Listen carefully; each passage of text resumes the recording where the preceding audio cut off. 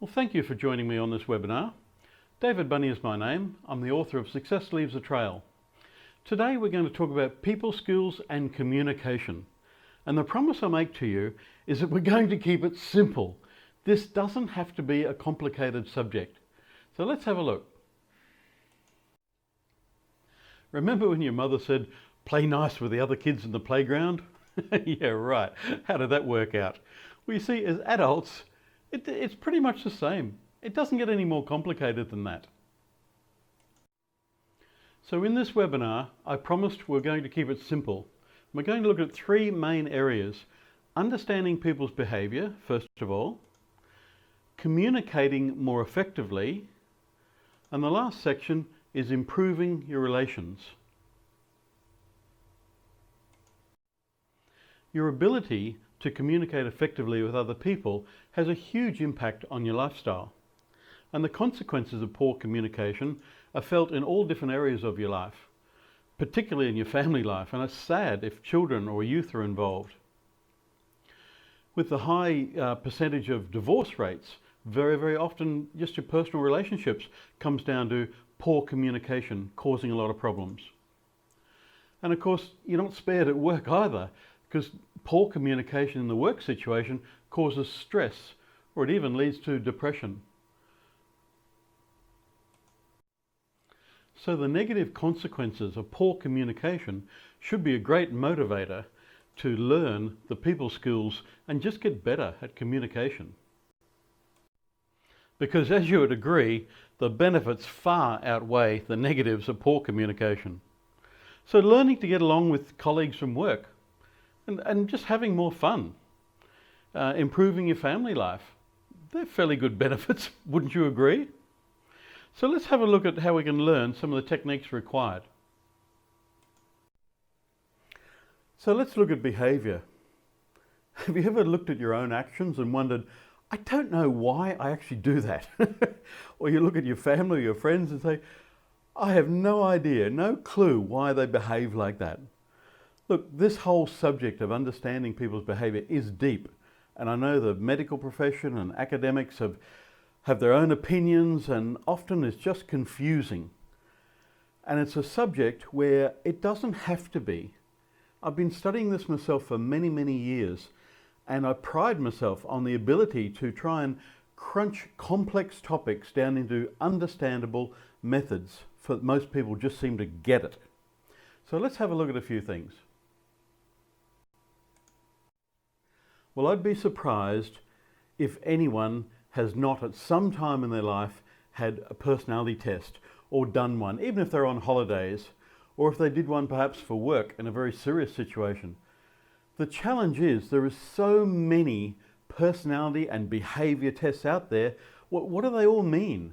You know, the Luminaire Spark, for example, and they're very colourful. There's the most popular one, the DISC. It's out there, it's a registered system. Even fun, you know, what colours represent your personality the best? Pick one of these. May Briggs, oh my goodness, that goes into really deep. And of course there's other ones out there I just don't even know. Has anyone ever watched the movie It's Complicated? I think that's pretty much sums up some of the personality tests. So let's look at one simplified view of behaviour and personality. And I emphasise the word simplified because for anybody who has done some of these personality tests, I've seen they can be very exhausting and long. They might start off with asking, you know, how outgoing or fast-paced you are, or reserved on the other end of the scale. They might look at so many different levels of different traits. And then on that they'll put fancy labels on each one that you can never remember, and sometimes they even add colours. But at the end of the day, all it achieves then is it shows you what the traits are actually all about. It doesn't actually help you get better at communicating. It just identifies. So don't apologise trying to break this down into just simply two views. And the first one I'd like to look at is task orientated. Now, if a person is task orientated, they're very goal driven. They're a perfectionist. They're logical thinking. And they take pride in their work. Now, there's nothing wrong with this trait. And, obviously it might be a blend with other ones as well. But if you do understand that you are a little bit like this yourself, or you have colleagues and family around you like this, then we'll learn shortly in a couple of slides how to modify your behaviour to become more effective communicators with this style. So that's one style: task-orientated, goal-driven, perfectionist. Some examples might be, I don't know, in the media, Donald Trump. At the moment, he's very goal-driven, especially at the moment. But Bill Gates, or maybe there's some engineers or scientists you don't even know the name of, but they have perfected different achievements for their work and be recognised, and they might be very much like this. Now, the other side of the trait, in very simple terms, is what they call people-orientated. And these are friendly and warm, open style of personality. They're very loyal and conservative, great people to have on your team within a company, but they're emotional and they're informal and relaxed. And you probably met them. You met someone for the first time and they're so easy to get along with, just so you can warm to these people very, very easily. And that's what we call, people-orientated. Some examples might be, well, I don't know, Bill Clinton, if you ever hear him speak, he's very charismatic in the way that he speaks. And Oprah Winfrey, for example, she understands people's emotions very, very easily. She can speak to people on an emotional level and warm to them and get them talking very, very easily. So I know it's a very simplified view, but that's the way I'd like to just break it into two areas: task-orientated or people-orientated. And we'll have a look at some ways that you can modify your behaviour so that you can communicate a little bit more effectively with them. So let's look at some very simple methods to improve our communication with these two different styles. And the first style we're going to start with task-orientated. So what do you think the easiest way would be to upset somebody like this? You're right, not getting to the point. Have you ever got one of those emails where you start reading and reading and reading and you're thinking, what is this about? Come on, get to the point. What are you trying to say? Well, that's the type of style that upsets this type of behaviour. So if you know somebody like this, or even if you are, get to the point, be specific, talk about the facts. You can be formal, but most of all, don't ramble on and waste time getting to the point. Because what happens? You just upset them. You're not being relatable at all. So please, task-orientated people, get to the point. Say what you're trying to say. Don't mess around. All right, so let's have a look at the other side of the coin, people-orientated. Well, it's a little bit easier because this type of style just wants to be listened to. They want more emotions. They want to be connected nice and easy. So really with this style, more listening skills. Take the time to ask them, hey, how was your weekend? How's the family? How's the children? The dog? Take an interest in these people because they're social type of people. And you can still discuss business and facts and you can get to the point and things like that. That's fine. But you'll find if you change your style of communicating to be more warm and friendly and did more listening, and certainly don't be abrupt or shout or raise your voice, you would communicate a lot easier with this style of behaviour. So simply, I know it's only two styles there, but one side is get to the point, talk about the facts, be very formal, and the other style, the people style, is do more listening, take more interest in those people, be warm and friendly, and this in turn will improve your communication style and you'll be a lot more effective. So there we go, learning outcome number one, simply learn to be more relatable. It doesn't get more complicated than that. Look, understand people's behaviour, their personality traits, understand what's important to them. How long would it take you really to recognise somebody's behaviour or the type of personality they are? I'm guessing only seconds. sometimes even quicker than that. You know, you can tell by their tone of voice or by their body language. You know, it doesn't take very long to get a feel for what another person is like. And that would then allow you the opportunity to change and modify your style of communicating with that person that would be more relatable. And in our example before of simply dividing it into task-orientated, get to the facts quickly, or people-orientated, learning a little bit more about their emotions, then you can style your communication to suit, and you'll get a far better result. So there we are. Tip number 1, learn to be more relatable. So now we can move on to the next topic in communication, which is all about developing your speaking skills. You see, one of the common problems people face in communication is getting misinterpreted. And the reason for that usually is that the person hasn't actually stopped and thought about what it is they're trying to say. They just continually talk without actually thinking. So here's an acronym that, I don't know, you might use from time to time. Is it true?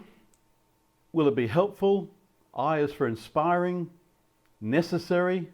K is for kind. Think. Think before you open your mouth and speak. Know what it is you're trying to say.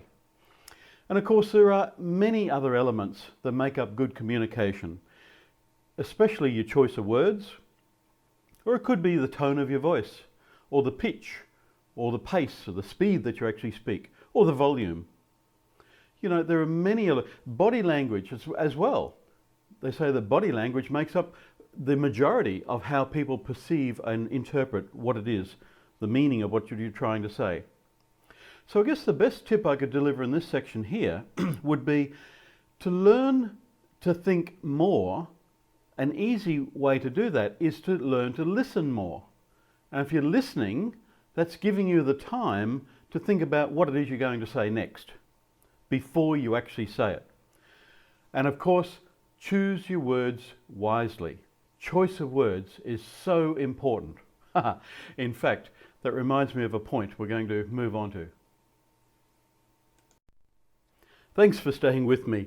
Look, I just want to take a minute of your time to share a personal point of view about the choice of a couple of words that I think people should remove from their vocabulary and another word they should add in. I guarantee it'll benefit you. Okay, so here I am on my soapbox. And in my opinion, now look, get this right, it's only my opinion, all right? So take it for what it's worth. But in my opinion, there's 2 words you should remove from your vocabulary. And the first word that really I'm passionate about is the word but.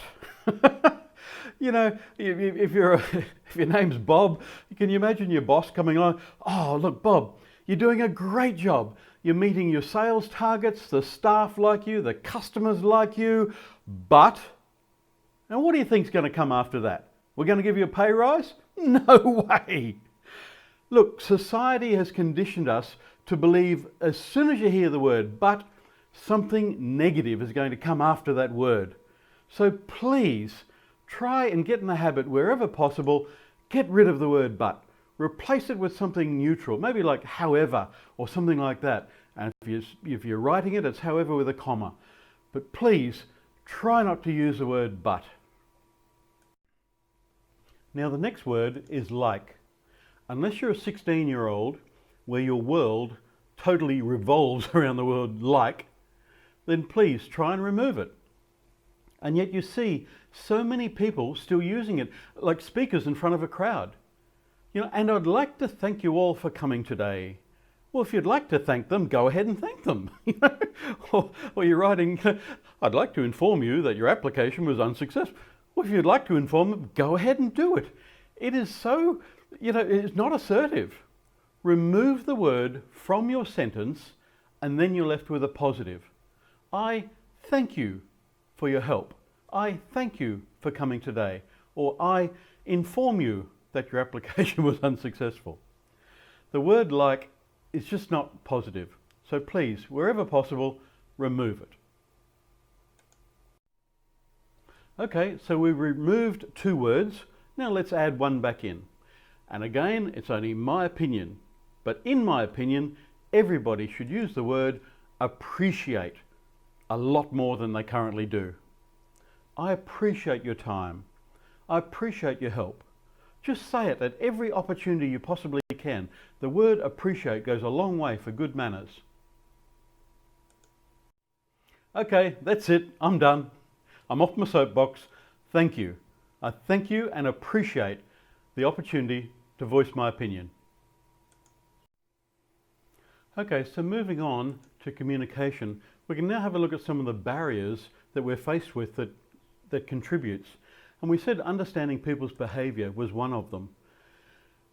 We also said that possibly insufficient skills and what you need to learn to become better at communicating. And of course the motivation, your willingness to actually try and get better in the first place. So one of the main skills that you really should try and improve on is simply listening skills. In particular, practice active listening.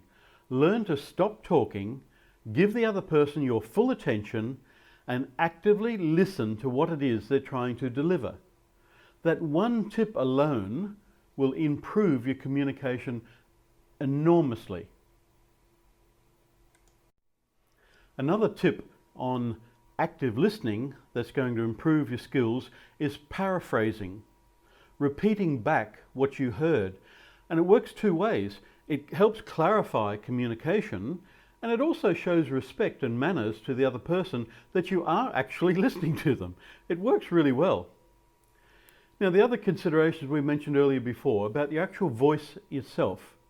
Now, if you're a very timid or shy or sometimes a very quiet voice, then maybe you need to realize this and perhaps lift the volume a little bit more, or pay attention to your tone or your pitch. How is it coming across? How are people perceiving you? We also mentioned body language, and of course out of all the body language, eye contact. If you're speaking face to face, please make eye contact. Your posture, again, it says it all. It contributes to how people interpret it.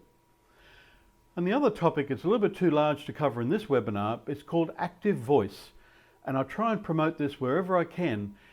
You can go and research it, it is not hard, but basically it comes down to knowing what it is you're trying to say and why are you saying it. And getting what you're trying to say somewhere near the front end of the sentence. So what are you trying to say, why are you saying it, get to the point.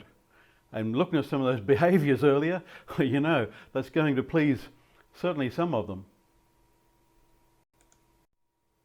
So in summary of this section, to improve your skills, it really is not that difficult. In fact, the things that we've mentioned are already common sense. But of course, they're not common practice, are they? And as I said earlier, to learn the skills doesn't take very long, but you need to make that commitment to yourself that you will continually practice and be aware of your speaking skills. Now, if you have that commitment and you know that it's important to you, I guarantee over a period of just a couple of months, you'll make a huge difference to your speaking skills. So now we move on to the final part of our webinar, which is all about improving relations. And I guess it goes without saying the importance of having good relations and also a good solid network of associates and friends. But the two elements I need to make here also is there's a willingness to make new friends and a willingness to actually improve those relations in the first place. And the other point I make along with the willingness is trust. Building trust with people. You hear people doing business on a handshake. That's very possible. I've done it myself. But it's after you've improved the relations to such a point where that trust goes without saying. So we're going to have a look at a few areas and how you can actually make that happen. However, I do make the point again, there's got to be a willingness there in the first place to improve your relations. So what I've done, I've picked out some of the key points that I think is going to help you, and we'll have a look at them now. Well, the first and simplest way that I know of building relations is simply to smile more. Why don't you put a smile on your face? It's a universal language. You can go to any country in the world and smile, and it'll be conveyed in exactly the same way. And they talk about, even on the telephone, you can even stand up and put a smile on your face, and it'll come through in your voice. So simple. Making eye contact. Have you ever looked at someone and they just don't seem to look you square in the eye, and you think, oh, is this person trustworthy? It's the formation of trust. When you're talking to somebody, you look at them square and in the eye. Simple as that. I know. All right, moving on. I know these seem like common sense, but they're certainly not common practice. Your body language.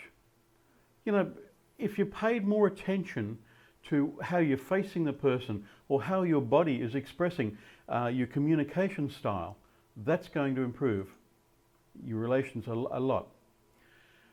A person's name is very, very important.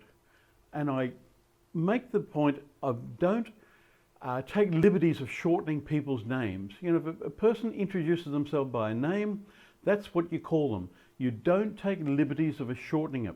You can upset people so easily. And of course, if you're doing any written communication, make sure you spell it correctly. Now, we mentioned earlier about the tone of your voice. We can speak in a friendly tone. Some people are very, I associate with some of those little yappy dogs, real like bull terriers or fox terriers, whatever they're called. But they're just not friendly. But you can speak in a warm, friendly tone. You can get good at it. Just practice it. Be conscious of it and you'll get good at it. This next one about being present is not only speaking face to face or building relations, but also on the telephone. I'm sure you've experienced some time when you're speaking with somebody and you can just sense it in their voice that they're not really listening to you. They're away doing something else, and they think because you can't see them, well, you don't know what they're doing. But be present. Give someone your undivided attention when you're speaking to you. And the last one on this list, as I said before, use the word appreciation more. Well, expressing gratitude. Expressing gratitude is so important. Focus your attention on just the good things. Forget about, some of the worst case scenarios, but focus your attention on the good things in every situation and appreciate. Use the word appreciate as much as possible. Okay, so now we're going to move on to the second list of my favorites on how to build relations. And if you've been taking notes, I hope you have, then that's great. But more importantly, keep your notes in a place where you get to view them on a daily basis. Now, earlier we spoke about trust. Well, number one on this list is integrity. You build integrity and trust by simply doing what you say you're going to do. It's not that hard. The problem is people tend to overpromise and don't deliver. So just make a note to yourself. Don't promise to do something if you don't intend delivering, because that undermines your integrity and your trust. Now, next on the list is old-fashioned good manners. You were brought up with good manners. Why stop now? I don't know what happens. You turn adults and some people just forget their manners. There is no excuse for not having good manners. Number 3 on the list. Now, this area here is a great opportunity to build better relationships with other people, and simply being of service. Being more thoughtful. Demonstrate your thoughtfulness through being of service to more people. Try and find little things that you can do to help people with. Why don't we give more compliments? Give genuine compliments. Tell other people their strengths or appreciate people. The body language of Alan Pease, have a look at some of his teachings about compliments. He actually has a great video there where he talks about if you're going to give a compliment, mention the word because. So you compliment somebody and you say why you're complimenting them. And that takes away the fear of being rejected or people looking at you a little bit strange. But please, give more compliments. Take responsibility for your actions. Look, but what can I say here? People are so quick to blame circumstances or blame the past or blame somebody else rather than take responsibility.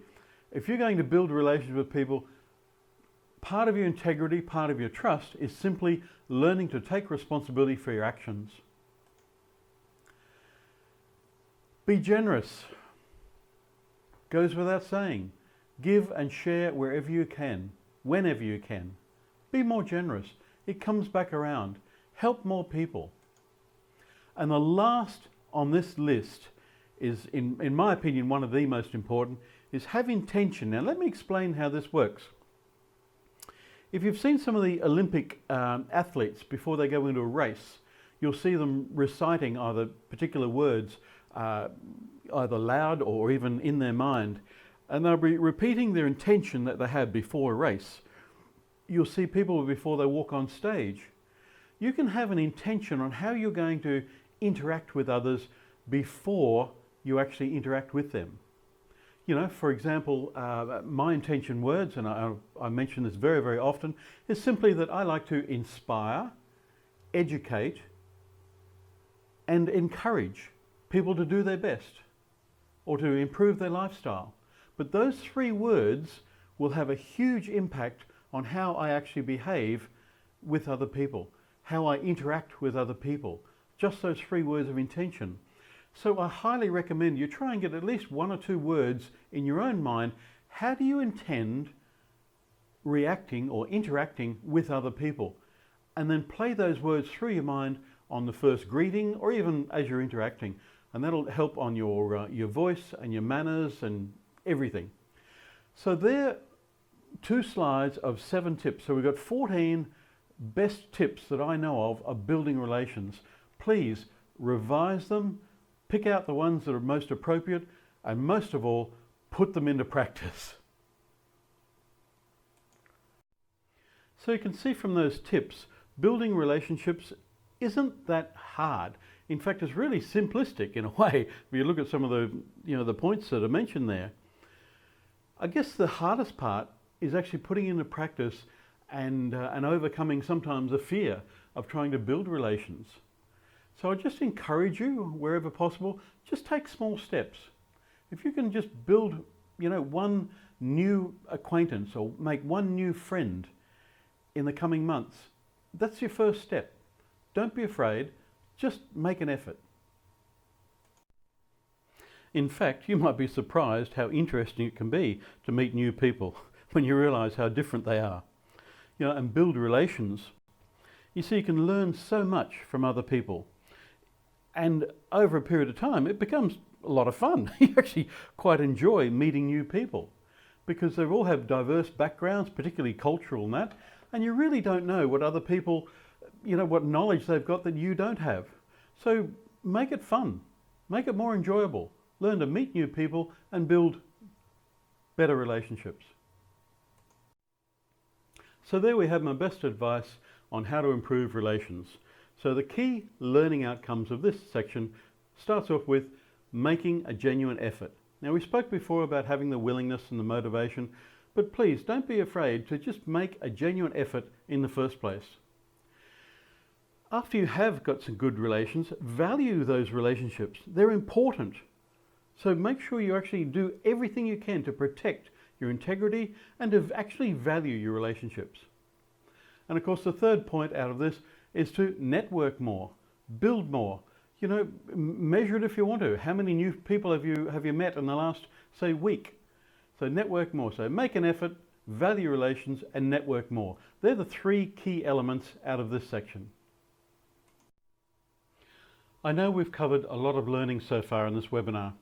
However, building people skills and communication doesn't have to be complicated, and I hope we've sort of demonstrated that. So over the 3 main points out of here is, first of all, learning people's behaviour. And we spoke about trying to get an understanding of just the different types of personalities and why people behave like they do.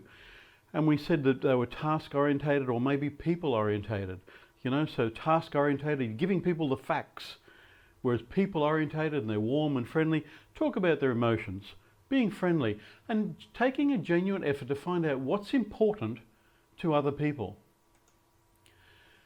The second section was about communicating more effectively, listening skills and some of those other points. Again, the real learning is in the application of the skills. You know, as I said before, it doesn't take very long to learn the skills, but if you take a conscious effort to apply them, that's where the real learning is. And of course, the last part was valuing your relationships. You know, learning to improve how to get along with other people. And we spoke several different points in there. And again, it's making a commitment to yourself that you're going to get better at doing that and actually doing that. So if you'd like to get to know me a little bit better, then why not connect with me? You can find some more resources on the davidbunney.com website or some more about my book on the successleavesatrail.com website. Much of this webinar and other useful tips you'll find in my book. So if you don't have a copy yet, best you find out how to get one. In closing, I thank you for this opportunity of sharing with you today. And I especially thank TrainSmart Australia for having me here. What a privilege. I also hope that during the webinar I have inspired, educated and encouraged you to get out there and improve your lifestyle and have more fun.